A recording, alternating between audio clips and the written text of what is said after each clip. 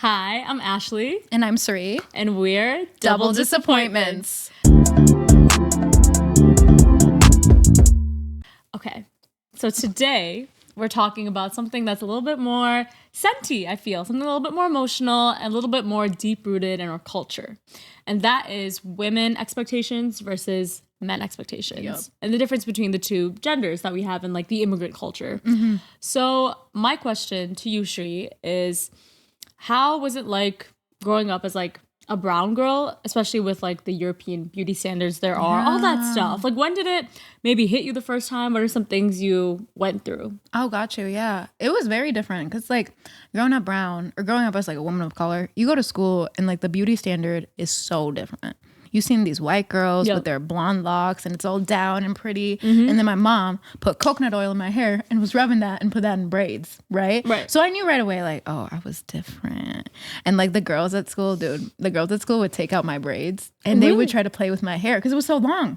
Oh. Yeah. And my mom would come home and beat my ass. Like she'd be like, why did you do that? Yeah. So from a young age, I knew like, oh, I didn't look like other girls at school. And it really didn't hurt until I want to say middle school and high school, where I think naturally a lot of girls tend to feel a little bit more insecure because it's puberty. Yeah. And so then I realized like, oh, I don't fit the beauty standards. Like I wasn't skinny. I didn't have straight hair. I wasn't light skinned. Like it just, I knew, oh my God, I don't look like the girls that people consider beautiful and the girls that guys are dating. Right. Yeah. Right. So that's when it really hit me. But what about you? When did it hit you and you realize, oh, wait, I'm not a white girl? Yeah. No, I really relate to that. Like everything you said, I was like, yep, spot on. Like I totally feel that. Actually, low key, I was a little racist in elementary school. I won't lie. Okay. Yeah. Calling her out. Right. Yeah. Like my mom, obviously she's like, I want to put Thale in your hair, like all this stuff. I would literally say no. I was like, no, like you're not doing that. Because there's other Indian girls who had oil in their hair, this, that, and I saw how they were treated. Yeah. And I was like, I'm not going to associate with that. I'm not going to be that. And I was like, I'm not in that level. Yeah. So I told my mom, I was like, you're not putting oil in my hair, you're not doing this. And she was like, okay, fine. She was very much like, I get it. Yeah. And so I wouldn't do that. Even with Indian kids who brought Indian like food to lunch, I would never allow my mom to pack me it. And she would pack me sandwiches, she would get me the Lunchables, she would do all of that. And I would internally make fun, like, oh, I can't believe they're bringing Indian food. Like, don't they know this is so embarrassing? Yeah. So I very much tried to like make myself white, you know, like in those ways, and like very like much neglect like my Indian culture. Yeah, and that I would make fun of the Indians that I would see for that because I thought maybe like, you guys don't know better. Yeah. So, and then definitely when you said like middle school is that time when people start dating, you start having crushes, and like you start thinking about like that aspect because doesn't even exist in elementary school.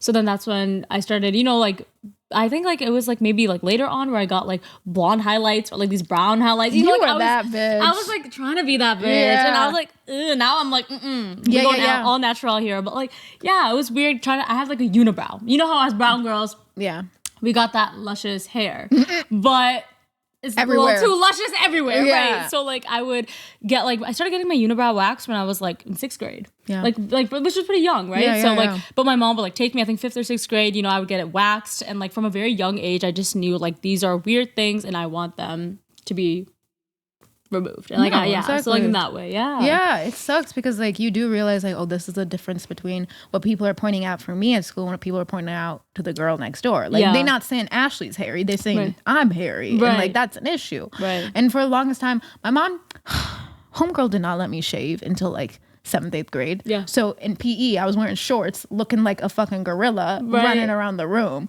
And like looking back, it's like so funny because like, girl, you hairy, and it's okay. You have a lot of warmth. It's okay. But back then, it was like terrifying. Yeah. Like that. Oh, it just made me really insecure at that age. Yeah. And looking back, I wish I did. I wish I could have waxed my unibrow. I wish I could have just taken care of myself to not be as bullied, but also not kind of get this mentality because I think our moms were trying to protect us to not feel like those things are bad or those things are something to be ashamed of because they aren't, you know, they are human nature things, but we were put in a way that it's like, oh, but the other girls don't have it and you do, and that makes you weird. Yes. Yeah. No, a fucking 1,000,000%. And then I think like all that stuff just got heightened in high school as like that was like literally the epitome of like looks and like bullying and dating and like all that shit, right? So I don't know, how was your experience like in that sense? How did it change? Like when you start tapping into like I'm proud to be brown? Oh fuck no, never. Not yet. Still not there. No, I'm joking. In high school it was like the white guys didn't like me because I didn't look like their cousins. They only wanted to fuck Alabama. And the brown guys didn't like me because I didn't act like their mom, you know? And so I was just in this kind of arena of like, I don't think anybody really likes me. Yeah. And I wasn't in my element either. I was very insecure. And so it wasn't really until the end of high school where I'm like, wait, shut up, you kind of hot. Like from a certain angle, from far away, you close one eye, you look good, you know? Stop. Yeah. And then I realized, oh, I'm sexy. And I got my first boyfriend in high school. Didn't go well, but I got my first boyfriend in high school. And then that's when it was really end of high school, start of college, where I was like, yeah, I am sexy. And I wasn't ugly. Yeah. I just grew up in a predominantly white area. Yup. And that's what a lot of people go through. 100,000,000%. Like, it's very, I totally get that. It's very recently where like, I've started to like find beauty in like all people. You know what I'm saying? And I feel like that's very reflective of like, oh, there's not just one way of looking like beautiful. Yeah. And like, especially, you know, growing up and like seeing like, you know, Disney Channel where you have like Hannah Montana and this and that, right? Like that's the epitome of like it all. Gorgeous and like looking like that. So yeah, no, I totally feel that. No, exactly. And it really screws with your head at that age because you think, oh, I have to change XYZ about myself to be pretty. When it's like, no, baby, you just got to move. Yeah. Just move to a more colorful area and you will be fine. Literally. Yeah. 100,000%. Yeah. Moving on to kind of how like now that we're post-college and we still struggle with those ideas of not feeling beautiful. But I think as we're coming into our more young adult, young woman phase, I think another topic that comes to mind is marriage. Because this pressure, we're 22, girl. Dude. Yeah. Ew. I don't know what it's been with me lately, but I feel like 19, 20, 21, it sounds so cute. Yeah, and like, ooh, young, and I don't know what I'm doing. Yeah. And that's like 22, it's like, you don't know what the fuck you're doing. Right? I know, obviously, we're still young, but something about 22, just from 21 to 22, I feel like I just converted overnight. Right. Like the fuck? I'm like, I do insurance now since when? Right. Yeah. Tax returns, like, bitch, I-99? Is that what it's called? I don't fucking know. Yeah. But because I used to be the same way. I'm like, I was like, I'm just 19. I'm just 21, 22. The fuck? No, it doesn't ring the same. Yeah. And now the idea of like, oh, wait. What is my life going to look like for the next few years? Because we're in our early 20s. Soon we're going to be in our later 20s. Yeah. And the idea of marriage, this idea of commitment, is that something we want? Is that something we crave? True. But beyond that, is it something that our culture kind of puts into us? Right. So do you have this sort of feeling of like this pressure of getting married? I'm very grateful that my parents don't really talk about that. They're like my sister got married at like 27, 28, you know, like, and it helps having an older sister who did that because now my parents are like, you doing anything younger than just feels like weird. Right. You know what I'm saying? They're like, no, like that was like a good age to do it. Like we want you to have a job or like be financially responsible or like just in that headspace. You know, like I'm not in the headspace to have a whole ass husband, you know?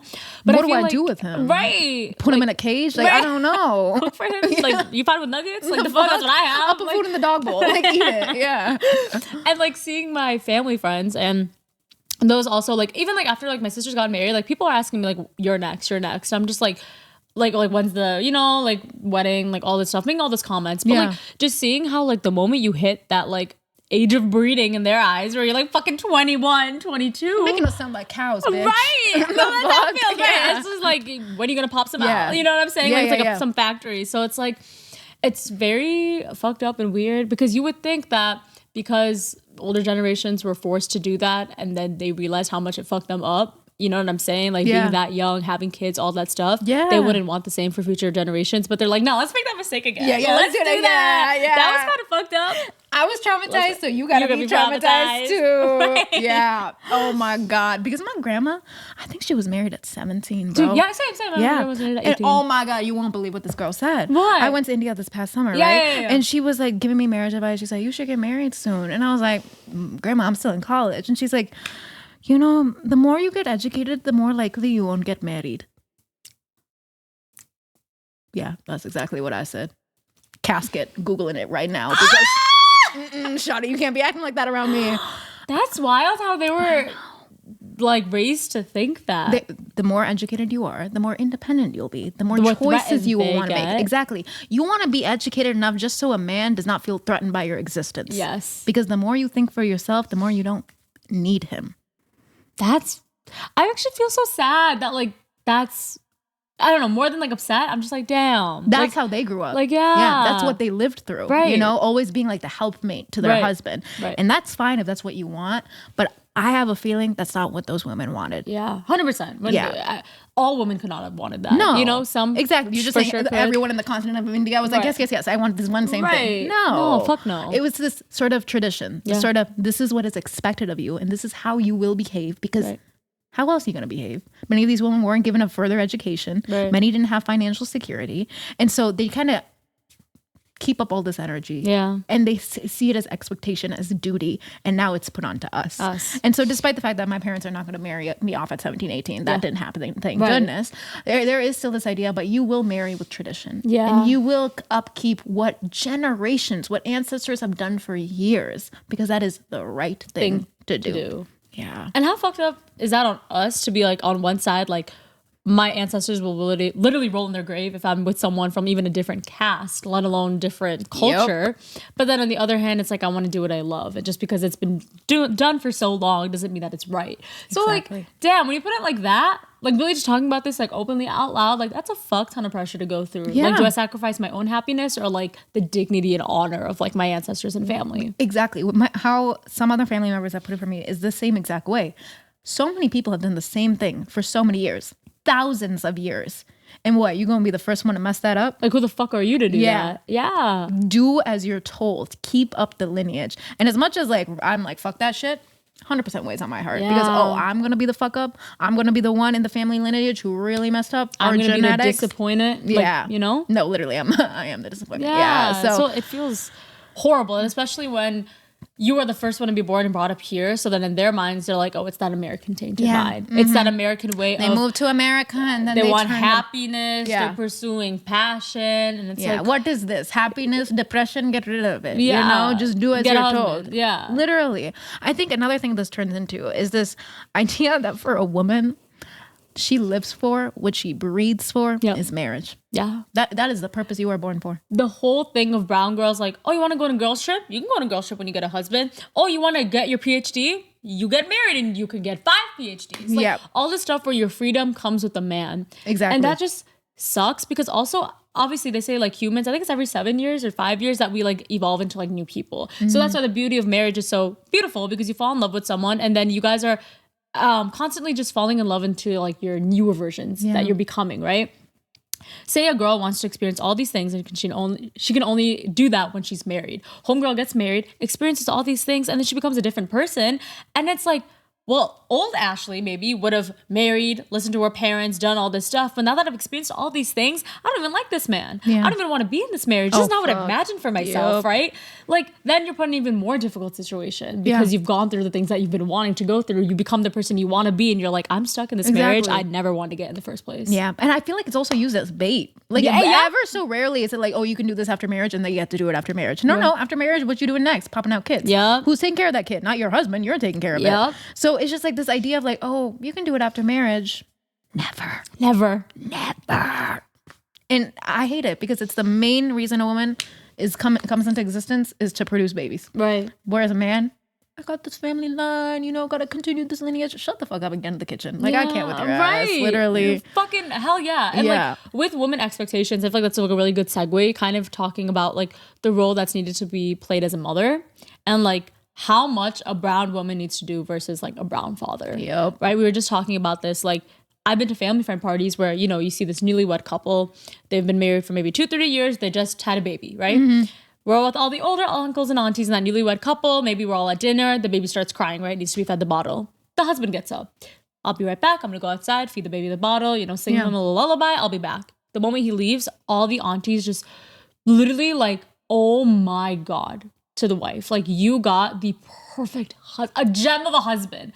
Like, he's a gem because he took care of his own kid. Like, the bar, and we were talking about this, how like, first I'm like, what the fuck, aunties? Like, you're whack. Like, he's doing the bare minimum. Like, why are you impressed with this? Why are we praising like mediocre behavior? Why are we praising mediocre behavior? But the other side, I'm like, damn, that's sad. Because I'm sure I wish my husband did that. Yeah, because their husband probably did far, far less. Yeah. So I'm like, that's so sad. It's so, the bar is in hell. Like it is literally so low for men. And it just speaks onto how much shit our previous women, our previous ancestors, our previous mothers had to carry. Right. And it's heartbreaking because it truly is. The fact that like someone taking their kid for a walk is seen as like the most impressive, like amazing thing. Right. Holding like, your baby is seen as this amazing thing. Yeah. And I'm like, what did you go through, auntie? Like, like I know what you did, but like, damn. Like I just feel so bad that like that was put onto them. No. And like that was how the dynamic was. Yeah. And I'm glad that it's so comfortable for us to be like, oh, that's bullshit. Right. Because they couldn't even think that thought. True. Because for them, it's like, no, this is my job. Right. My job is to take care of this kid 24/7 and kind of compensate for the lack of taking care of from the husband. Right. Yeah. That's so true. It's a privilege for us to be able to recognize that and like get the equal treatment that they always dreamed of. Exactly. Not even dreamed of. It was far from their head, you know? But they thought about it, but never achievable. Right. Yeah. 100%. Yeah. The moment marriage happens between a girl and boy, like obviously in India, the tradition is that, you know, the whole bidai happens, right? And like the ceremony when you get wedded, all that stuff is like where the father of the bride puts his hand on the groom and is like, I am giving away my daughter to you, which is like the most emotional part of the wedding. For my sister's wedding, when that happened, like my dad was full tears because it's like, I'm giving my daughter away to you. And then like it's called a vidai where they throw the rice behind. My sister's walking, she throws the rice, and then my mom catches it because it's like, I'm taking the last of like the life you had with our family as you go on with the new family. Right. And then I just got chills, bro. Yeah. Holy shit. And there's a lot of things I'm not trying to talk poorly about, because this is our religion, right? Like this is the traditional rituals that we do when people get married, but I'm just like talking through it. So that's one. And then obviously there's a whole celebration of when the woman enters the guy's house, right? She kicks the rice. It's like Lakshmi, where like she puts like the red dye on her feet and she takes her first steps into the guy's house. And that's basically the welcoming of like that daughter is now the daughter of the new family. And I don't know, it's very bittersweet because I feel like for the guy side of the family, it's like, oh, we gained a daughter, but why does it feel like I lost my sister? Why does it feel like we lost our girl in the family? So I think it's so whack how like the girl's expected to go live in the guy's house, you know, kind of say goodbye to her old life and like this is like her new reality. Yeah, dude. Yeah. If we even speak onto like the history of it, and I don't know it exactly, but like when dowries were a huge thing, it was this idea of that like you're compensating for your daughter's loss now. Yeah. And it's a huge responsibility for the male side of the family, the mother, the father, to take care of the daughter. Right. And as much as there is beauty in it, I will admit there's something beautiful about families merging and this new entity being formed. It's very bittersweet. Yeah. And it is very painful because a family is losing their daughter and they shouldn't be. Right. I mean, it's still your daughter. She's just 100%. Getting married. And it's still your son. He's just getting married. Yeah. But all of a sudden, your daughter's going to live with another family. And she's not just seen as a family member. She's seen as a helper. She's seen as a maid. She's seen as a cook. And she's traditionally making meals. Right. Bringing everyone chai. Like, it's just... Exactly. Yeah. Kind of like that. Like, it's almost like the training that happens. And like, this is how it's to be a wife. This is how you got to take care of my son. Exactly. Who teaching your son how to take care of me? Yeah. For real. It's just so... The mama's boys thing. I love my mom. Forever will. And I always have respect for men who love their mom and appreciate their mom. Because it's the first maternal female figure in a man's role, typically. In a man's life. But this idea that men need to be baby fed, spoon fed, and just kind of taken care of so protectively up until they're like 30 is beyond me. Like coddled, like a little child. Like, and like, that's fine if that's the way you show love. But then like there's so many videos I've seen where it's like maybe a 30-year-old man being hand fed by his mother. Fine. You know what? Low-key, once in a while. I like that too. But why is the daughter recording that and sitting on her ass and just being like, okay, cool. Like, why isn't she getting fed like that? No, literally. Well? Why is she getting treated as like a burden? Right. And he's treated as a prize. Exactly. And I feel like that's always the case in a lot of these conservative families where like a daughter is seen as like, ugh, we got to marry her off. Like, this is a responsibility. I want to get her off my chest. Yeah. On to the next, marry her off. But son is like a prize. Like, oh my God, look at my beta. Look at what he's done. Right. He didn't even wipe his ass right. Like, the fuck you talking about? He smells like shit. Right. Yeah. I can't. It makes me mad. It does. No, and it's something very valid to get upset about because it's like the moment, I don't know, the son always stays with his parents. Yeah. The moment he gets married, you know, that daughter comes and joins. But then for daughter, it's like, I'm just ready to throw you off, like flick you off. I've heard that so much, especially I had a really close friend who was Muslim and she told me that her parents would just keep consistently saying, because it was a family of 5 sisters, bro. Oh my gosh. 5. Wow. Yeah. And it was her turn. She was the youngest. They're just waiting to marry me off. Just like, so don't got to worry about her. Yeah. And it's like, damn. Damn. You're just seen as something to give away because too much to take care of you. Yeah. Then it's like, why even have it in the first place? Yeah, like, y'all want everything. Y'all want to have a kid, but y'all want to give it away. But y'all want to do this, but y'all want to do that. Seriously. Pick a side. Too late for an abortion. Deal with it. Yeah. Like, the fuck you on about? Exactly. Yeah. So obviously we talked about how like women should have the right to be that boss bitch, babe bitch, independent bitch, this bitch, that bitch, whatever. Dumb bitch. Dumb bitch. And like not have to be like the homemaker, like, you know, all of that stuff, which is great. Yeah. But I feel like vice versa. I feel like we've gone so far down that path where like we're shitting on the women. Like, what about the women who do just want to be homeworkers? Like, do just want to like find love and be a good mother. And like, that's their job, right? Yeah. And I feel like that's so valid. Barbie talks about kind of just normalizing like, yeah, there's like average women and like feminism doesn't just look like being a CEO and like, you know, doing all this and that all the time. Just fucking men at my desk 24/7. In my power suit. Like, yeah. Blazer all day. Yeah. And I want to, for a second, take a step back and empathize with why we're in this sort of culture. Because for the longest time, we were in the complete opposite, where it was like, actually, like, no, to be a woman, it means to take care of your family, and it means to have a family and get married by 26 and have those babies, you know? And that's what it meant to be a successful woman. Right. And so many women have fought for it to be where we're at right now, which is literally the complete opposite. Like we were saying, be that boss bitch, be that girl with the CEO, have that 9 to 5, you know, and be like getting drinks 24/7. And so it's kind of navigating to this middle culture of, okay, we know that your identity as a woman is valid in both places. Yes. But what does it just look like for everyone everywhere? Yeah. You know? And so we're kind of navigating this place where it's like, okay, let's applaud women for just being women. There is no definition of success. Just like the same as there's no definition of success for a man. Like we have ones that we hype up in the media, but just to exist, just to be, that in itself is beautiful. And that in itself is enough. That's so fucking true. Exactly. Like it's just letting women do what they want and like whatever aspect that may be in, whatever like level that might be in, and not shitting on it or putting this pressure that you got to be at home or you got to be a boss bitch. Yeah. Like, I hate the shame culture of like, oh, if you're not taking care of your family, you ain't shit. But also, if you're not like making that money and you're not out here using all these opportunities that and women making have your own for, business and investing and doing stocks, then crypto, you're, like, then you're so useless. You know, it's like I hate both of those. Yeah. No, what lives in your heart? What gets you riled up in the morning? Because when you pursue that, that's when you feel the best about yourself. And that's when you're your real you. And that in itself, whatever it looks like, should be celebrated. Moving into the men of our culture and conservative cultures, you know, we do shit on men, but at the end of the day, very important to our society, to our family, fathers, brothers, you know, they're very crucial. And so it's important to also talk about what they face. I'm glad that we're talking about that because I feel like especially in our videos and like content and even like online, it's a whole man-hating culture right now. Fuck men ain't shit. Because for the longest time, it was the opposite. Right. You know, we just thought like, oh, men are all that in a bag of chips. When really, baby, you are 50% air. Shut the fuck up. Right. Yeah. And so we come into a culture that's like, humble the fuck down. Yeah. And as much as, don't get me wrong, I sometimes do like to call the men out on the shit that not all men, some men have done.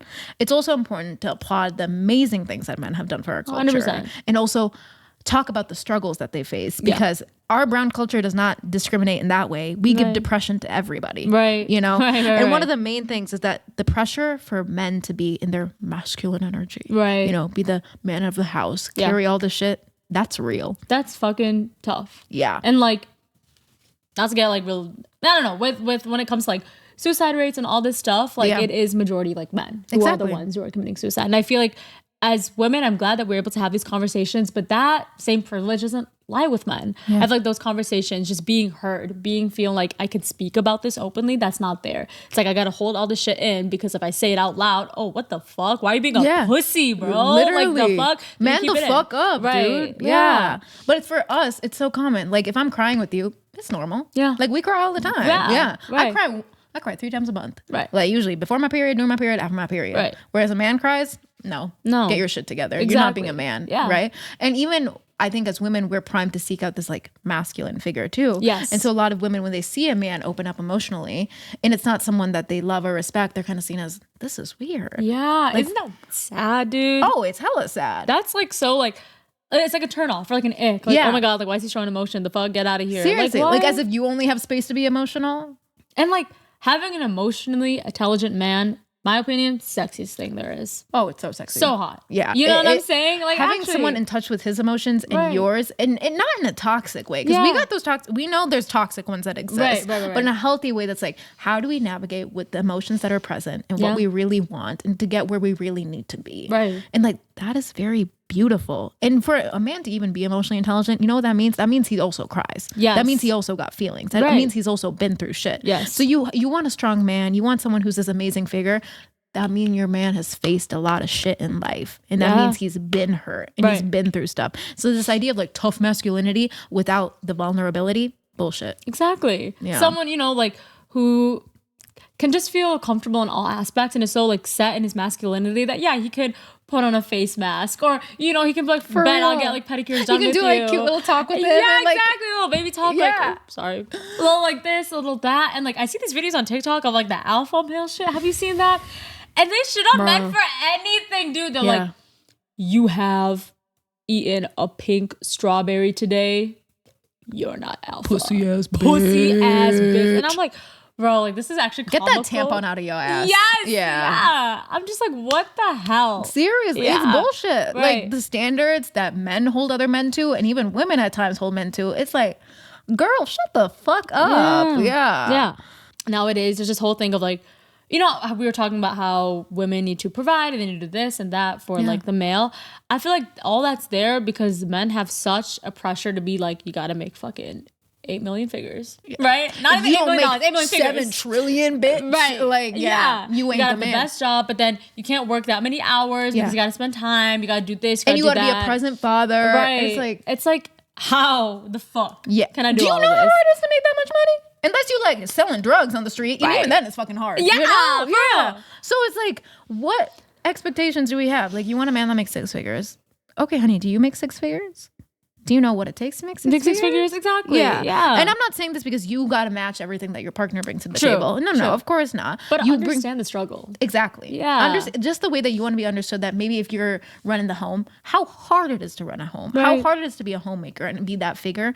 Understand how hard it is to be the breadwinner. Yeah. So like we can say like, we can talk shit about men all day, right. but it is hard being a man. And it's being held to this kind of like traditional view of what a man should be because sometimes it's just unreasonable. Right. Exactly. That's so fucking true.